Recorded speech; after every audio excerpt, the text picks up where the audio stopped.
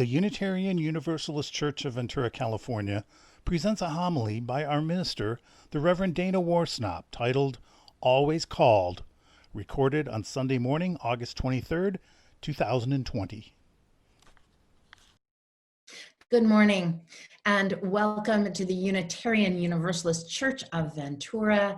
We are a community ever listening to the call of the Spirit of life, and the Spirit of justice. I am the Reverend Dana Worsnop, minister of this congregation, and I am joined by a whole host of people who have collaborated to bring this service into being. Here is the lineup of our entire tech team. Today, our director is Brian Fortune, assistant director is Kitty Merrill, our magician is Kent Brinkmeyer, and our intrepid tech support guy, Joel Osborne, is away today, and he has reported that you folks, all of us, are growing pretty darn savvy these days. And so if you do have any glitches technologically, just type it into the chat and there will be somebody who knows how to help. And the on-screen people who are part of this service will introduce themselves as we go along. A few announcements. Just to let you know that there have been two different groups working on creating reopening guidelines for our building and on safety for the buildings and grounds. And this information has been shared already, but know how that is, that that people don't always read, don't get everything. So particularly about our reopening, we are being conservative, and there are guidelines for how to meet at the church physically distanced outside, not inside yet. When the time comes, the same team will work on those guidelines as well. We also have plans in motion for keeping our buildings and grounds safe. This is a challenge for us all of the time, and in COVID times when we're not in the building very much, there are some additional challenges. So we are working on all of that. Also, we do ask people to add their pronouns to their name on their Zoom screen. This is as a way for us to recognize the nuance and the wideness of human gender expression, and to be overtly welcoming that into our space.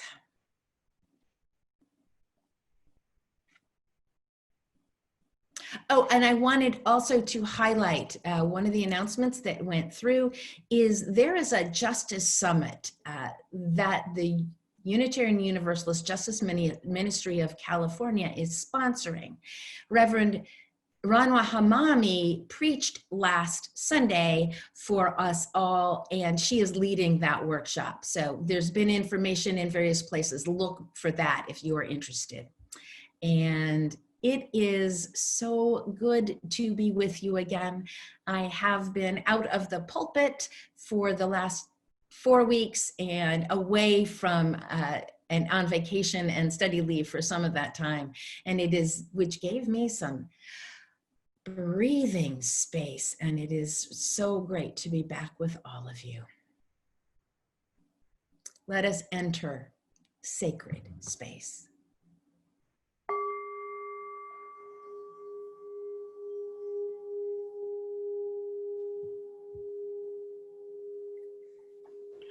Good morning. I'm Worship Associate Andy Edgar-Beltran. We hope that everyone here has a chalice or a candle to light and something to light it with. Let's light our chalices all together.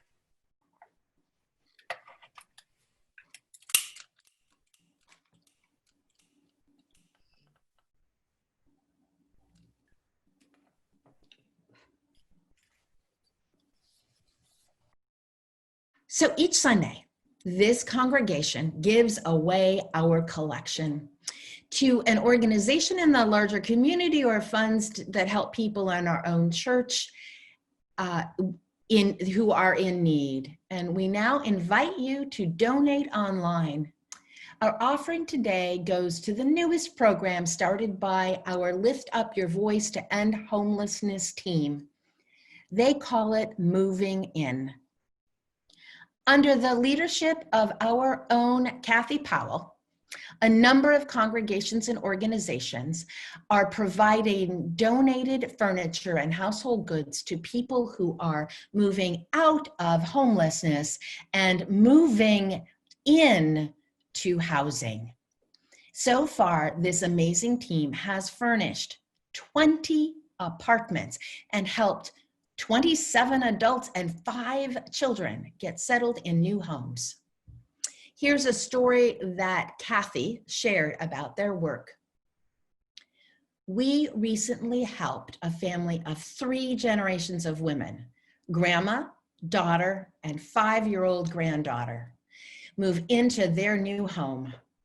Their caseworker was able to get them a huge 1-bedroom apartment, and the team lined up 3 beds in that big room. We also provided a couch and kitchen table and kitchen essentials and even a little girl's bike. They now have their very own furnished place. And this multi-congregational effort led by Lift Up Your Voice is changing lives. Thank you for giving generously as you always do. So, driving down the avenue just this last week, I found myself imagining chaining myself to a letterbox to prevent its removal. Of course, my fantasy, it also included a shaky cell phone video that would, of course, go viral. Alas, the fantasy died in the face of reality as I began to consider exactly what part of the mailbox I would chain myself to, and then how would I have all the right supplies on hand when I miraculously came upon somebody actually trying to remove a mailbox, and that I could get there before they did. And that hasn't even been happening in Ventura by any account that I have heard. It was a sweet thought. I am deeply alarmed at the assault on the United States Postal Service in a time with at a time when voting by mail may be necessary to save our very democracy. Now, that might be a bit overstated, though this situation feels dire. And sometimes I feel desperately called to do something. Yet COVID times are messing with that part of our lives too. So instead of chaining myself to a mailbox, I wrote some love notes to our postal service and letter carriers and taped them to a few mailboxes in my condo complex. The message was for our embattled postal workers, and I hope the letter carrier that comes around our place told the others about seeing these signs. Yet they are also for my neighbors, a positive message that also alerts them to danger if they haven't already picked up on this, and not everyone has. The world, our lives are always calling to us. As our reading this morning made vivid, the world is always, always calling. In the simple beauty of moments and breaths, to the deeper call of connection, compassion, and justice. Life is always calling. We are always called, and sometimes so simply. We are called to note the simple gifts of this breath that I am holding for one extra heartbeat that is calling. This tiny speck of dust floating above me in the light, that too is calling.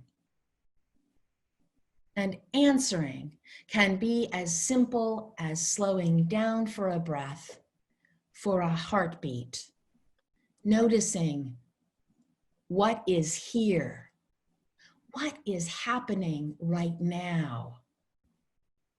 Our task in a world that is always calling is to listen and to answer as we can.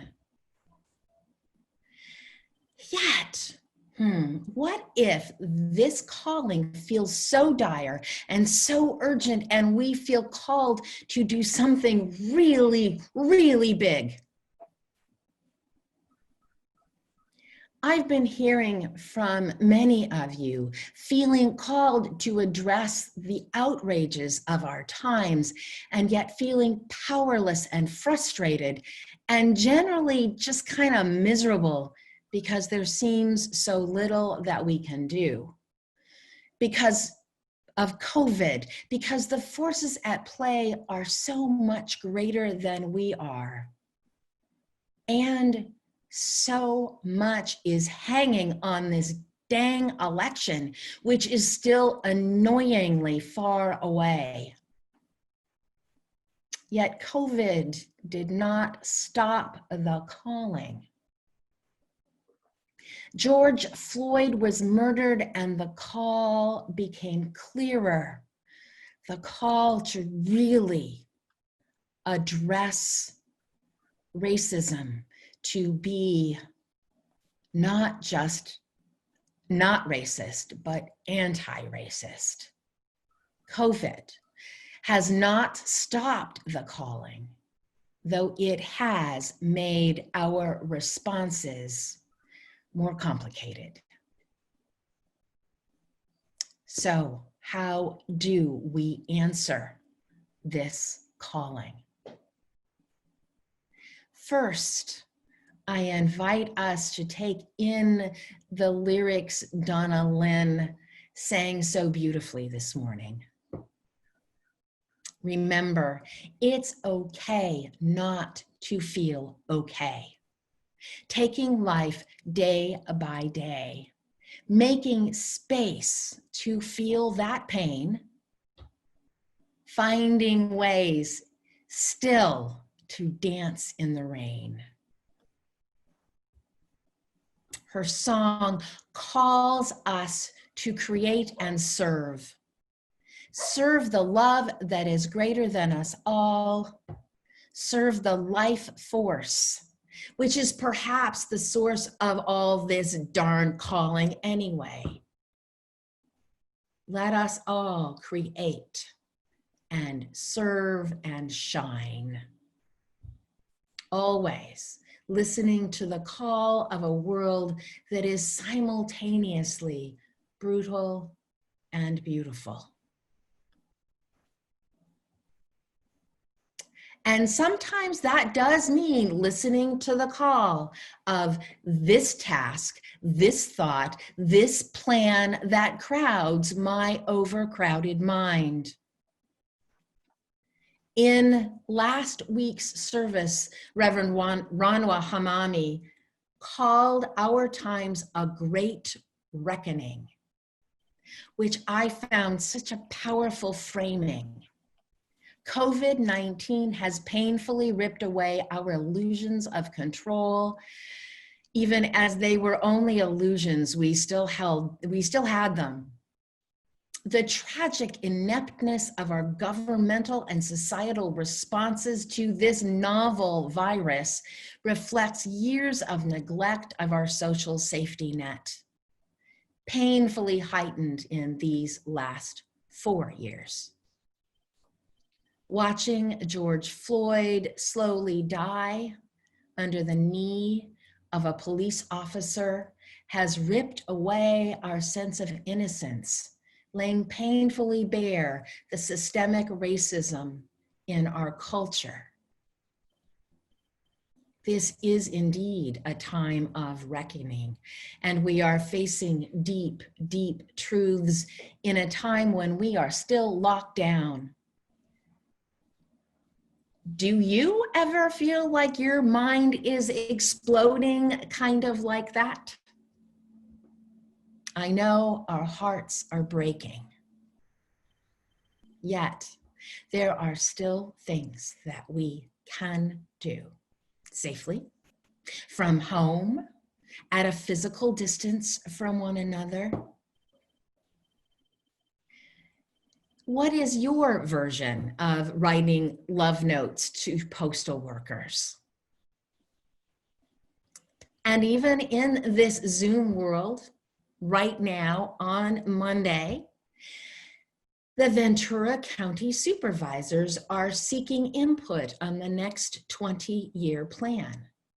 They will be taking public comment at their meeting tomorrow night. Be on the lookout for information about the date, the timing of all of that, and how to submit your comments. It is not clear to me at all that our supervisors and a lot of our fellow citizens are yet fully clear that this great reckoning is upon us. It's not clear that everyone gets as viscerally as I do, as many of us do, that what we need to do now is that our plans for the climate and the world that will be in 20 years, 30 years, 50 years, that we really need to be making them now. I am going to speak at this meeting from right here about affordable housing and laying down the infrastructure now for efficient, effective public transportation. Another thing that you can do is join in the vote endeavor that our church has undertaken, now in collaboration and partnership with the Santa Paula congregation and the UUs in the Conejo Valley. So far, they have written nearly 10,000 letters encouraging people to vote in primaries, and they'll keep going, encouraging people to vote in this critical election. The goal has been to write 15,000 letters, and something tells me we're going to blow right through that. This is a nationwide effort led by the Unitarian Universalist Association and picked up by congregations across the country. It is well organized and strategized, and it's effective. And we have now created an effort that is a true partnership. Another thing that you can do is join the Justice Summit that starts tomorrow online. You can do it from right where you're sitting right now. Now, I grant you, you may not want to be online all week, all day tomorrow, and then join the supervisors meeting and then write a bunch of letters. So there actually are choices, and you can pick and choose and dip in and out.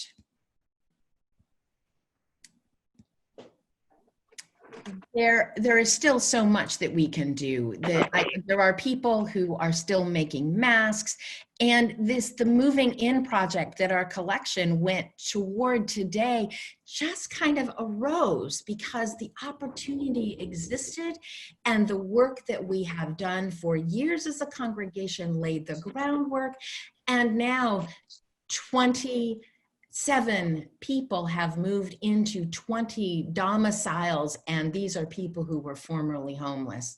It's amazing what can happen. And yes, the election is still annoyingly far away, and it feels hard still sometimes to plan the big actions until we know the outcome of that election. And yet that will be upon us so quickly. So now there are many things to do, and yet this also may be the time to heed the calling of the smaller things that we can do, to keep ourselves agile and ready for when the larger calls come our way and that we can actually answer them. We need to attend to our lives. We need to attend as well to the beauty that also calls. Now may be the time to get the rest and rejuvenation you need for the long haul. We never know when we will be called to something particular, and we never know how it is we will be called to respond. So take that walk in the woods or by the sea. Get that deeper sleep, for a dreamless, empty time of repair and healing is also calling. Yep, empty time of repair and healing and a little bit of joy still possible. We are always called to pay attention to beauty, to kindness, to the complexities of human life, to the joys, the suffering, and the beauty, to love, to compassion, to justice, to rest and refreshment as well. You don't need permission. You were made for this mission. The work isn't going away. The call keeps coming. This great reckoning will take years. We need to continue the work we are doing, adapt it to changing times. Who knows, for instance, if the memorial for our homeless neighbors, what it will look like this December. If it will look this way or some other way entirely, and just know that one way or another, we will hold this memorial. It will happen. And we will continue to need to be flexible and agile and rested and ready. My good friend and colleague, the Reverend Rod Richards, speaks of holy flexibility as a spiritual practice. Alas, that need to be flexible isn't going away either. So, what does holy flexibility mean to you? How does it call to you? And yet it is still also true that stretched muscles need rest as well. So our self-care, our wider community care is as important, perhaps more important than ever. The world, our lives are always calling. We need to listen. We need to be ready. We need to stretch and strengthen the muscles of our hearts and our minds. We need to rest and respond again and again, over and over, rest and respond and rest and respond, all in the midst of this great reckoning. So, to give us all a bit of rest, a bit of sweetness, a bit of hope to carry forth in a chaotic time, I leave you with this image of a puppy and a teddy bear, perhaps dreaming a more peaceful world.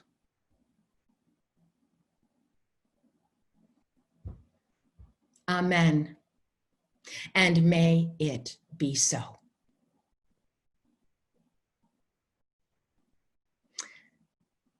I invite you now into a time of meditation.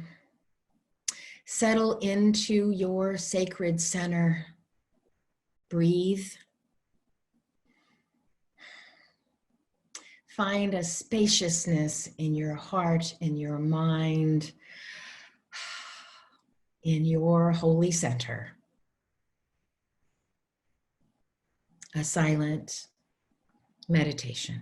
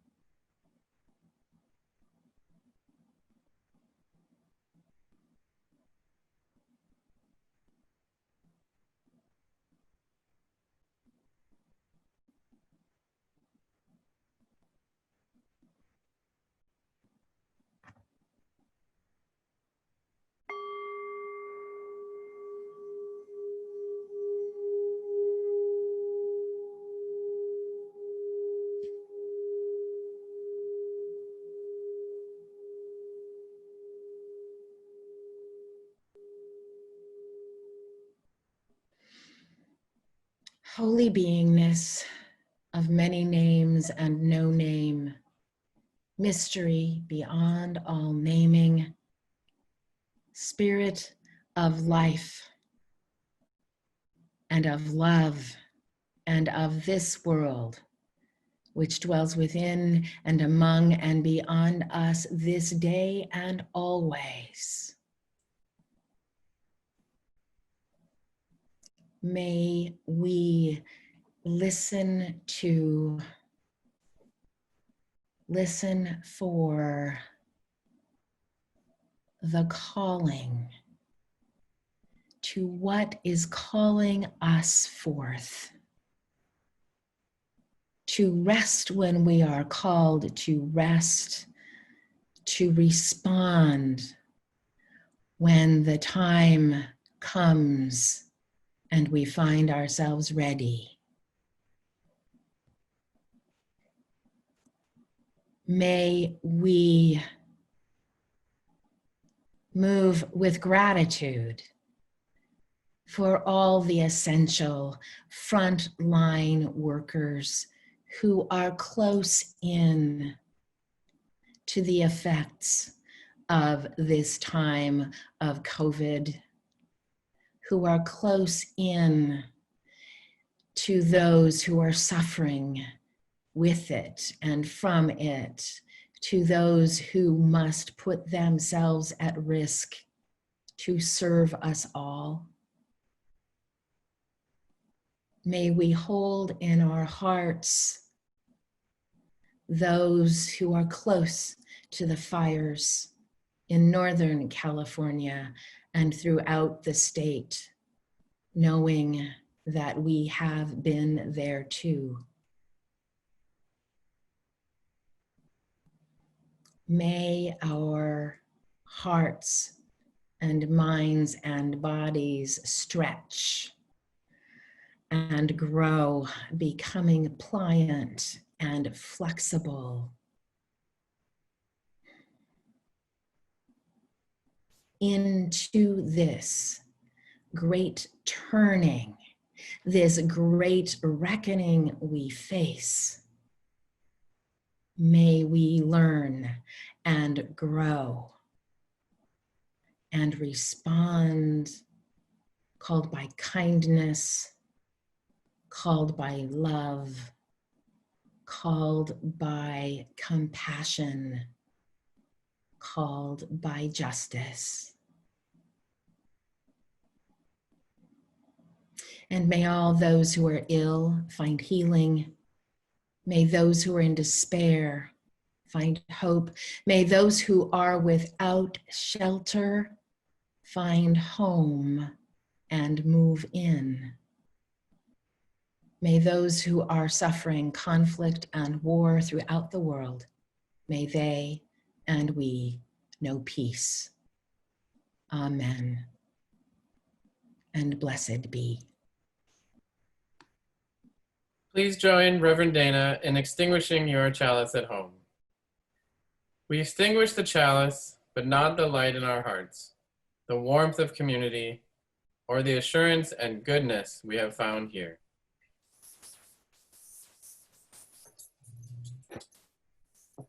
Those we carry into our lives until we gather again. Go forth in love. Go forth in peace. Go forth in good health. Go forth rested, refreshed, ready to respond with a sense of holy flexibility. Amen, and may it be so.